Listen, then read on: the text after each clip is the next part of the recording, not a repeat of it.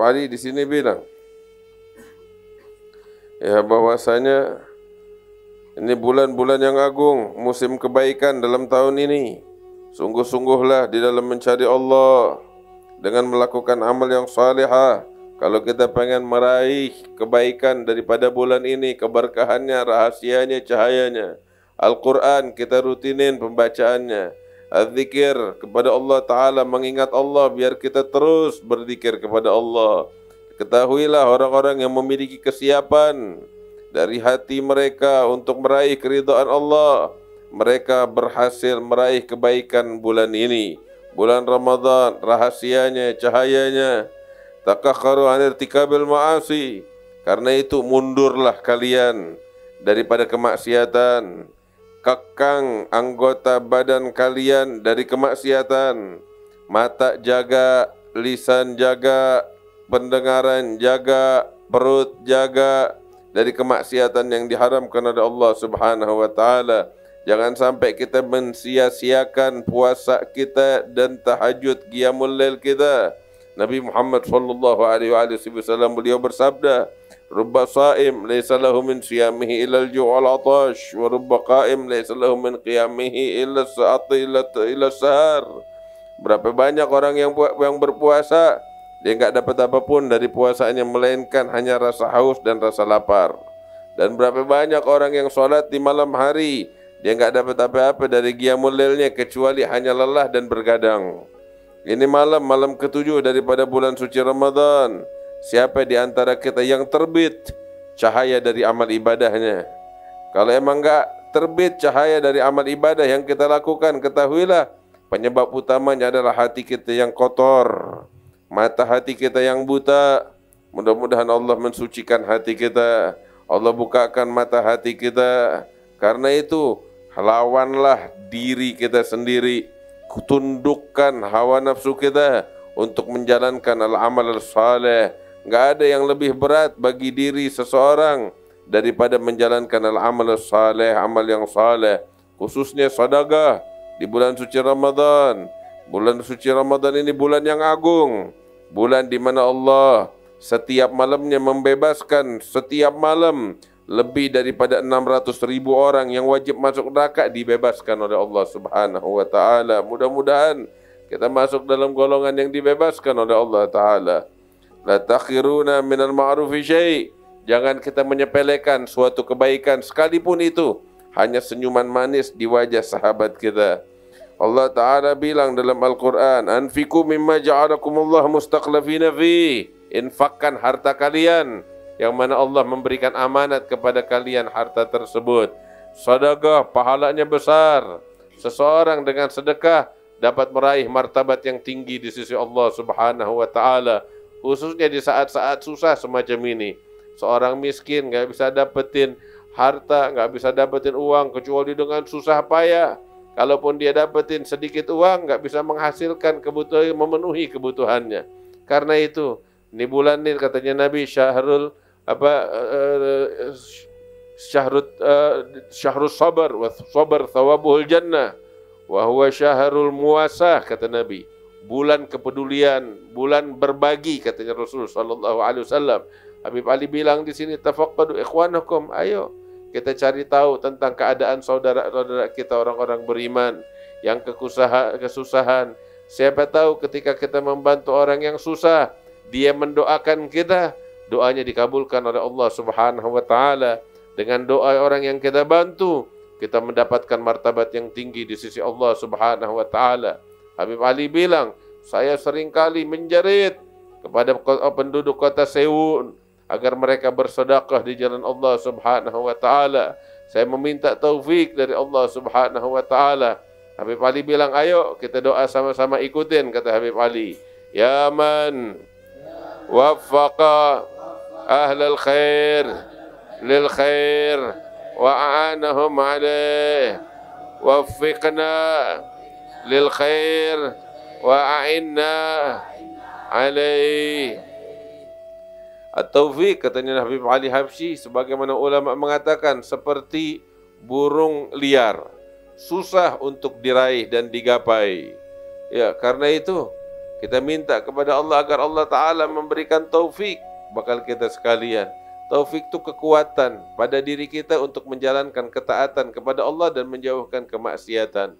Kita minta diberikan kekuatan dan bimbingan oleh Allah Ta'ala. Dan biasanya taufik itu ada di majlis-majlis zikir semacam ini.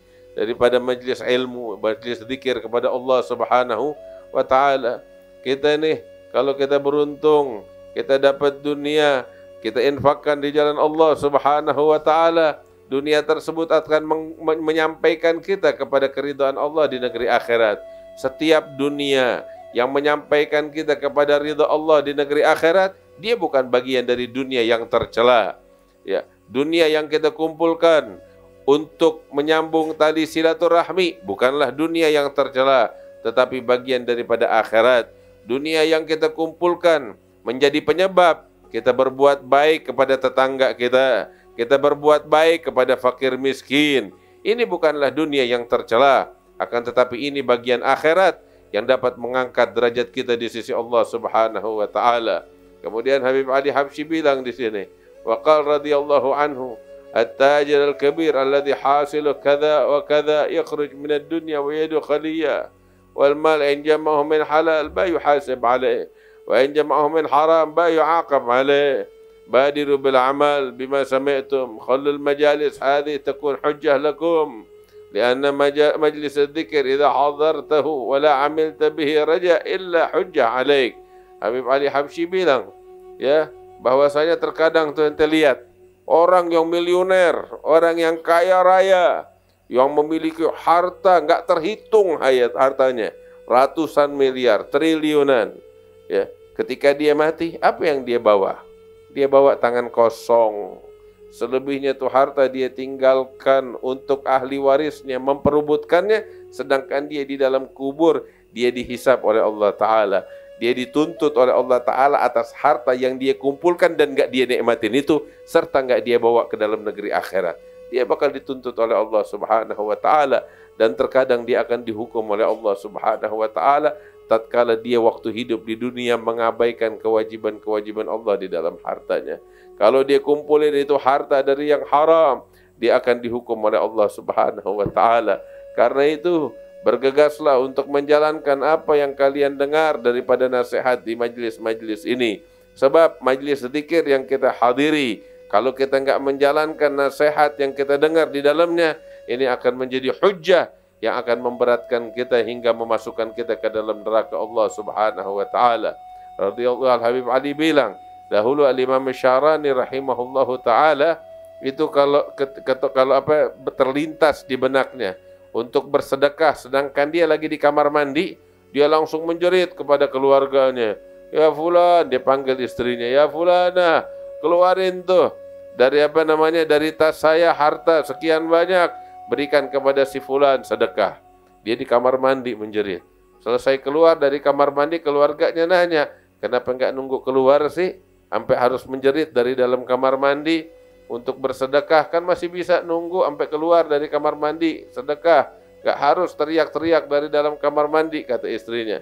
Maka Imam Syarani bilang, saya khawatir ketika saya keluar, keinginan untuk bersedekah udah sirna, udah dipadamkan oleh nafsul ammarah bisu. Karena itu dia bersegera untuk bersedekah di jalan Allah Subhanahu wa Ta'ala. Habib Ali Habsyi bilang, ma'atan fa illa da'wa salihah min qalb mukhlis lillah tusilna ila Allah. Jahidu anfusakum faman jahada fa innama yujahidu li nafsihi. Syul ajar yaqa ala qadar at-ta'ab.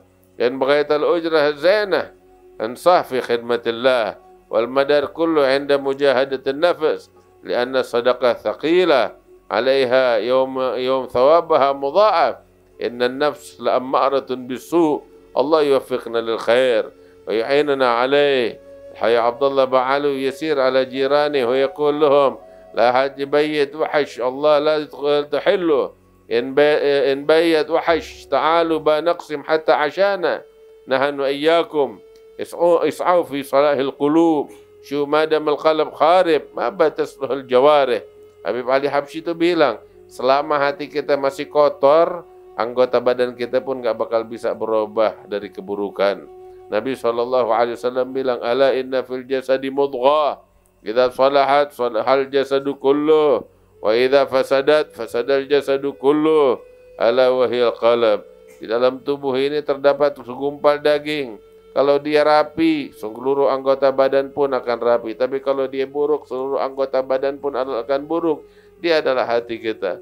Dan nas al-an sa'u fi salahil jasad, wal qalb alladhi yudrikun biha sa'adah al-abadiyah ma sa'u fi salahi. Orang-orang sekarang sibuk untuk memperbaiki fisik mereka, jasad mereka, sedangkan hati yang dengannya dia dapat meraih kebahagiaan abadi, mereka enggak pusing untuk memperbaikinya, enggak berusaha untuk memperbaikinya. Mudah-mudahan Allah memperbaiki hati kita. Allah yuslih qulubana wa yusaffi mashrubana ya rabbal alamin, wal hasanah al wahidah yataqabbalaha minna wa barik lana fiha, was sayyi'ah yatub alaina minha wa badilha hasanah. Allah yubaddil sayyi'at hasanat ya rabbal alamin wa ya ajwadal ajwadin.